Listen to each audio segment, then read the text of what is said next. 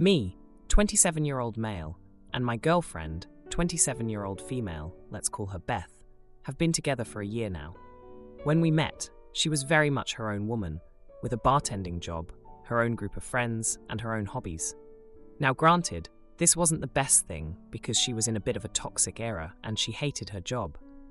But in time, she got rid of all that toxicity and got a better job. From the start of our relationship, clinginess has been an issue. She only worked weekends, and I had a 9-to-5 work-from-home schedule.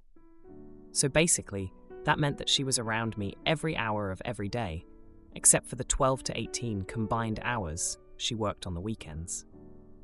To make it worse, she was not a good presence at home. If she even bothered to leave my room, because there were several days where she would literally not move unless it was to use the bathroom, she would badger me while I'm working, trying to show me memes or have conversations. I had to tell her multiple times that just because I work from home doesn't mean that my work requires any less focus, and that this isn't quality time while I play on my computer. The thing is, I wasn't even angry because I knew there were some bad elements in her life, and maybe this was her escape. So over time, we had some great conversations, she made better friends, and she left her old job for a day job that she loved. So we got our space. Things regressed after the Christmas break. Basically, she decided to take an indefinite sabbatical, so now she's here 24/7. She almost never goes to her own apartment, never hangs out with her friends, and never does her hobbies. I asked about her mental health and even offered to put her in touch with my old therapist, but she insists she's fine. She just likes not having to do anything. I've brought up that she should be spending time with her friends, or at the very least, enjoying her hobbies, but she insists she's not interested. Once again, I brought up the conversation about us having our own lives, even though our relationship is the priority. She basically was like, yeah, of course, but no attempts at changing. Things came to a boiling point yesterday when she kept trying to show me memes while I was working, and I snapped and told her to get that shoot out of my face. She got really angry and said it was ridiculous to get that mad over your girlfriend trying to spend time with you. I told her it's ridiculous for a grown woman to be shoving memes into her boyfriend's face all day. I said she needs to get a life and stop being so codependent. It very much hurt her. I could tell that right away. I apologized, but couldn't really console her because I was literally about to be in a meeting. She ended up going to her apartment while I was on Zoom, and she hasn't returned my calls or texts. I genuinely think my anger came from a valid place, but I felt like I shouldn't have snapped like that, especially when memes are part of our love language, and everything seems to have just escalated so quickly. I don't know. Am I the jerk? Now, for a few comments before the update. Comment 1. You went a bit far with the snapping, getting a life. But I would be incredibly annoyed if a partner did that. Then again, unlike you, I wouldn't let my partner just chill in my room while I work, especially if she was constantly showing me memes. It sounds like you never actually had a formal sit-down conversation about. You kept having her over, letting her stay in your room, getting yourself more and more annoyed. And now that you've snapped, she sees it as, he hates me, or the like. You need to explain what the issue is, and lay out some changes, which will include her not trying to hang out with you during your workday. Everyone sucks here. Comment 2.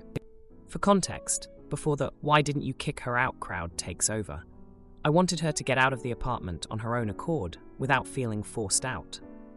That's where the conversations in the beginning of our relationship came in. For context, I helped her find her current job and convinced her to leave the one she hates. I got her a new paint kit so that she could enjoy her painting hobby more. Plus, overall, I had conversations where I straight up told her she needs to go out and do more. The thing is, it worked. It's just that in the past month, she regressed, and when I tried to do the same method, it didn't work this time. Now, for the update. Hey everyone, thanks for all the support on my last post. It's been a busy week, and I've got quite the update for you all. So after Beth stormed off to her apartment, I was left feeling like a jerk. I knew I had to make things right, but I also knew that we needed to address the underlying issues in our relationship. I decided to give her some space for a couple of days, hoping she'd cool off and we could talk things through. During those days, I couldn't help but think about how Beth had changed since we first met. She used to be so independent, always out with friends or diving into her hobbies. I missed that version of her, the one who had her own life outside of our relationship. It was one of the things that attracted me to her in the first place. After 2 days of radio silence, I went over to her apartment. I was nervous, but I needed to see her. When I got there, I found her door slightly ajar. I called out for her, but there was no response. Pushing the door open, I stepped inside and was hit by a wave of surprise. The place was transformed. There were new paintings on the walls, plants everywhere, and even a small home studio set up in the corner. It was like walking into a completely different world. Beth was there, headphones on, completely lost in painting something. She looked up, surprised to see me, but there was a spark in her eyes that I hadn't seen in months. We talked, and she explained that after our fight, she realized she needed to find herself again. She apologized for being so clingy and told me she started a project that she was passionate about. I apologized too, for snapping at her, and we agreed to set some boundaries to give each other the space we needed. Things were looking up, or so I thought. The next few days were great. Beth spent more time at her place, working on her art, and I was able to focus on my work. We planned dates, and actually looked forward to seeing each other. It felt like we were getting back on track. But then, the unexpected happened. One evening, as I was finishing up work, there was a knock on my door. It was Beth's best friend, Jess, looking frantic. She blurted out that Beth had been seeing someone else. My heart dropped. Jess explained that she didn't want to be the one to tell me, but she thought I deserved to know the truth. I was in shock. I couldn't believe it. Beth had been the one who was always around, who seemed to need my attention constantly.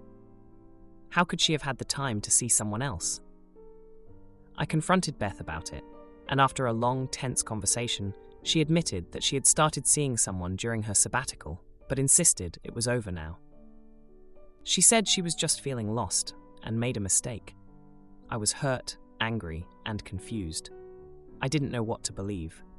We decided to take a break from each other to figure things out. It was the hardest decision I've ever had to make, but I knew we couldn't just go back to how things were. Now here's where it gets even crazier.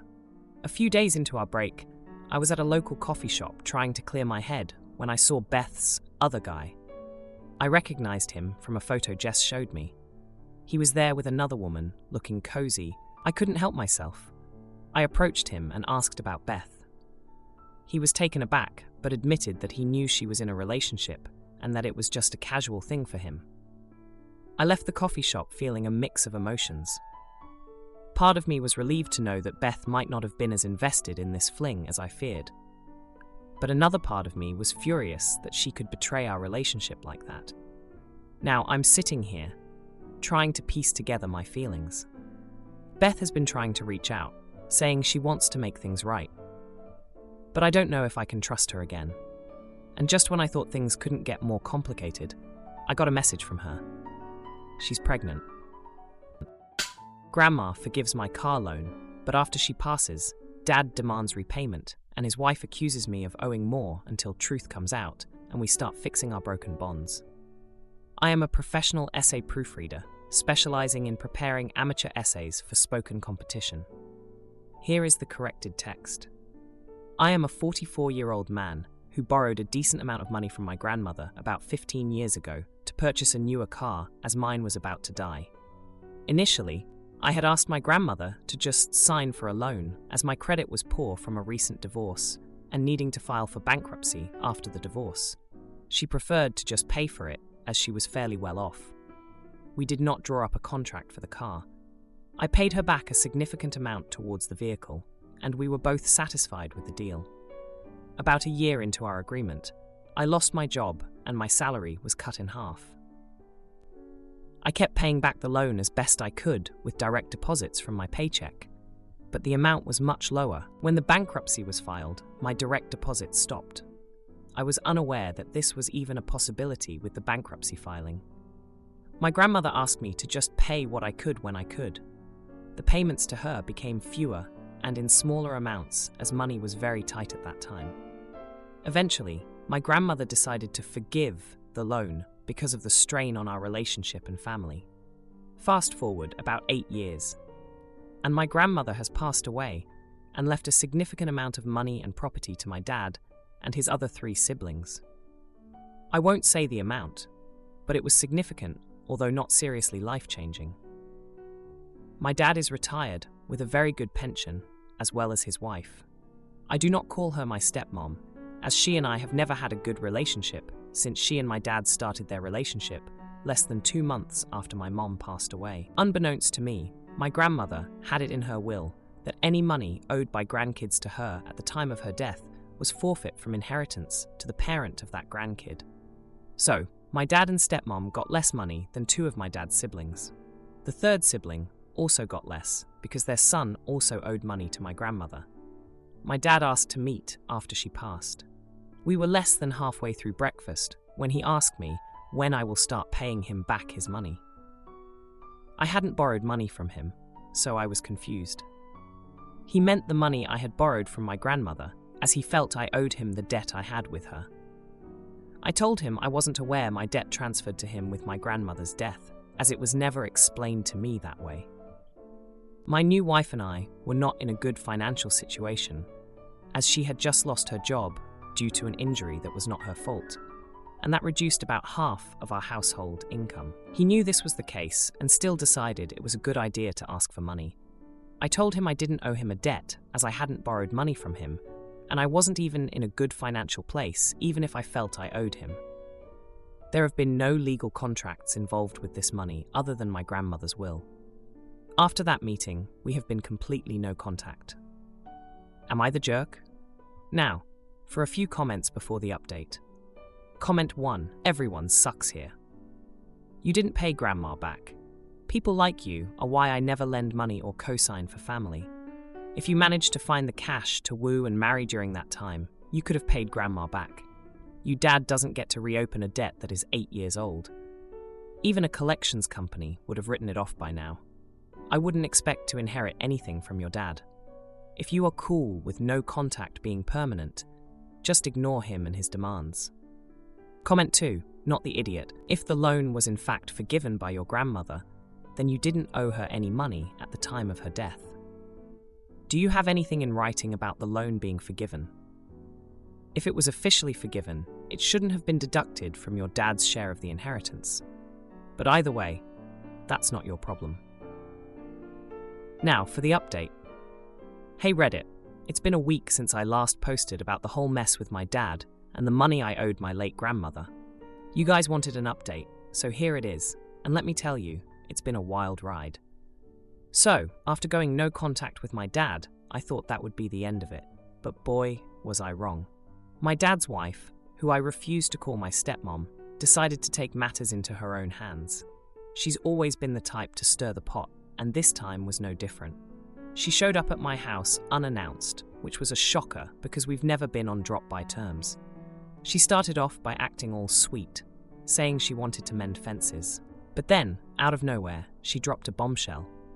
She claimed that my grandmother had told her about another loan I supposedly took out, which I knew nothing about. I was floored. I mean, I had my issues in the past, like the bankruptcy after my divorce, but I've always been upfront about my debts. I tried to keep my cool and told her that there was no such loan. But she was insistent, saying that my dad was too embarrassed to confront me about it, and that's why she was there. It was a jaw-dropping moment, and I was starting to feel like I was in some soap opera. Now, let's rewind a bit. When I was younger, I had a bit of a rebellious streak. I wasn't the easiest kid to deal with, and my relationship with my dad was strained, to say the least. But I had turned my life around, especially after my first marriage fell apart.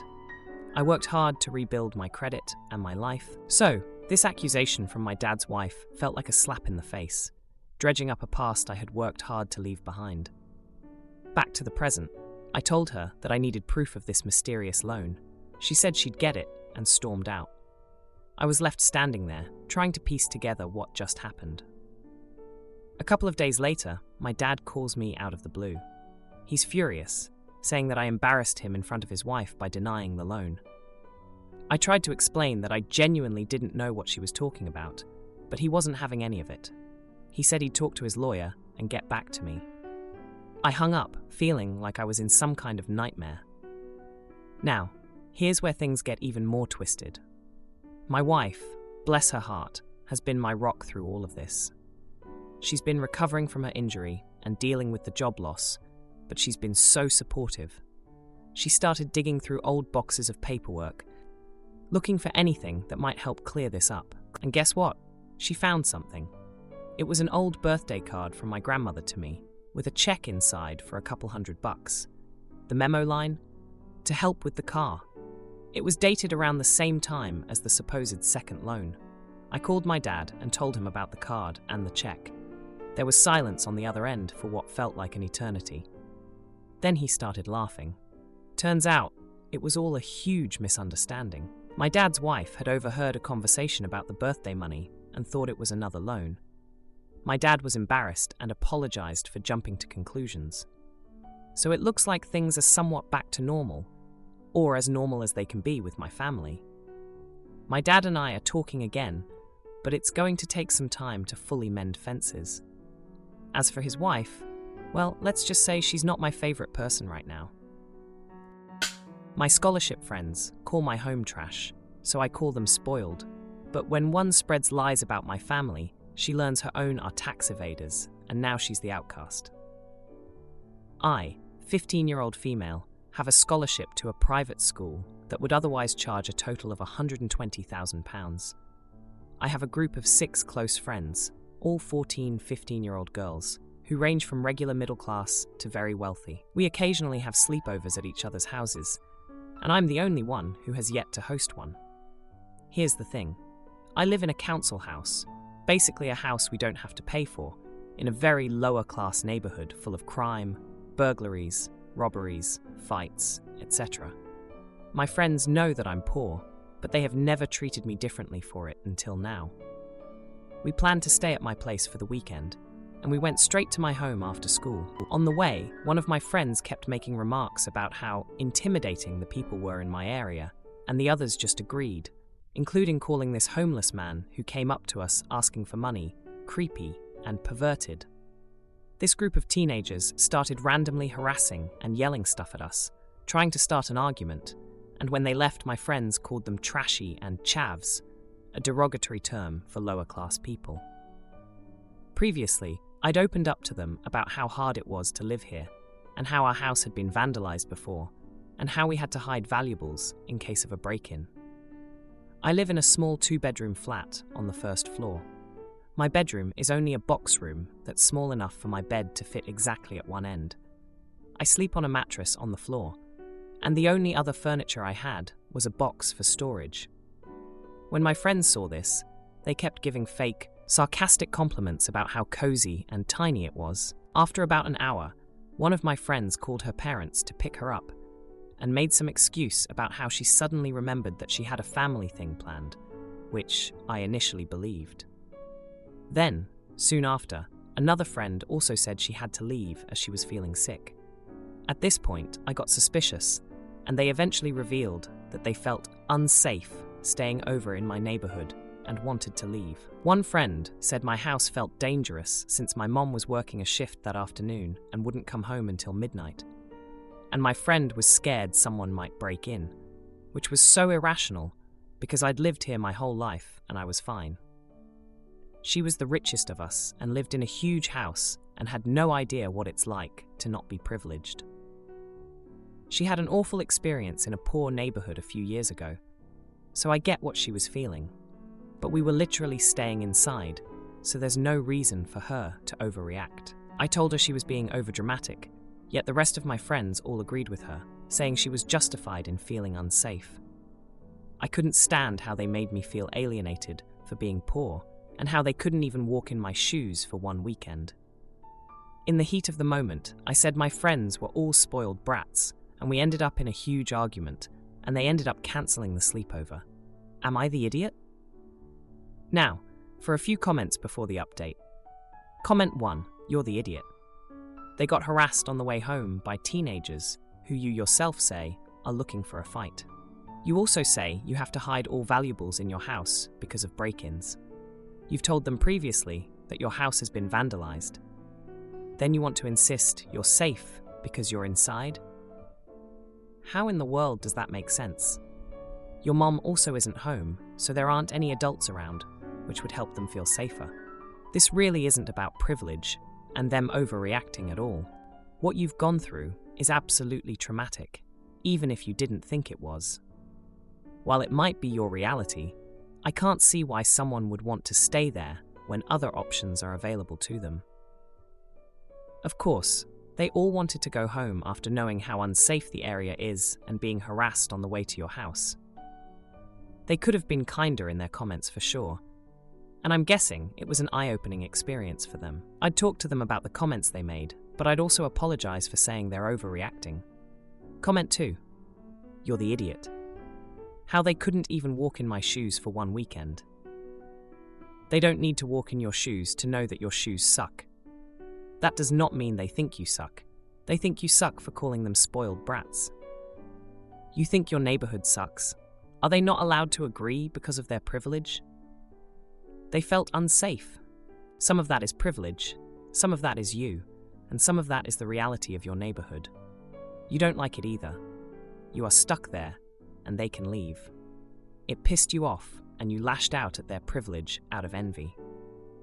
Understandable, but not a great look. Now for the update. Hey everyone, it's been 2 weeks since my last post about the sleepover disaster at my council house, and boy, do I have an update for you. Remember how my friends bailed on our sleepover because they felt unsafe? Well, things have escalated, and not in a good way. First off, let me give you a bit of history on my friend who called her parents to pick her up first. We'll call her Emily. Emily's always been the type to have everything handed to her on a silver platter. Her parents are loaded, and she lives in a mansion with more rooms than she can count. She's the one who always has the latest gadgets and designer clothes. We've been friends since primary school, but I guess I never realized how different our worlds were until that night. Now back to the juicy stuff. After the sleepover fiasco, things at school got weird. My friends started acting distant, and whispers followed me down the halls. Turns out, Emily had been spreading rumors about my home, saying it was a den of crime, and that she felt her life was in danger the entire time she was there. Can you believe that? She even told people that my family was involved in some shady business to afford my school fees, which is absolutely not true. My scholarship is based on my grades, nothing else. The confrontation happened in the cafeteria. I was sitting alone as usual, when Emily and the rest of the group strutted over. They had that look in their eyes, the one that spelled trouble. Emily started in on me, saying how I should be grateful they even considered slumming it at my place. That's when I lost it. I reminded her of all the times I'd been there for her, like when she got her first B and thought her life was over, or when she broke up with her boyfriend and I spent nights consoling her. I told her that real friends don't judge each other based on where they live. But here's the kicker. While we were arguing, Emily's phone buzzed with a text. She glanced at it and went pale. She tried to hide it, but I saw the screen. It was from her dad, and it mentioned something about their assets being frozen. In that moment, I realized why she'd been acting out. Her family was under investigation for tax evasion. The queen bee of our group, the one who looked down on my neighborhood, was about to lose everything. The rest of the group was stunned. They started to see Emily in a different light, and the tables turned. Suddenly, she was the one being isolated. I didn't take pleasure in her downfall, but I couldn't help but feel a sense of justice. Maybe now she'd understand what it's like to be on the other side of the gossip and judgment. As for my other friends, they've been trying to make amends. They've apologized for bailing on the sleepover and for not standing up to Emily. I'm not sure if I can forgive them just yet, but I'm considering it. It's hard to trust them again after they so easily believed the lies and turned their backs on me. School's been a battleground of rumors and shifting alliances, but I'm staying out of it. I've got my studies to focus on, and I'm determined not to let this drama derail my future. I've been through worse, and I'll get through this too. If you like this video, you'll probably like these too. Also, while you're here, please consider subscribing. It's your support that keeps this channel alive and allows me to make better and longer videos. Have a great day.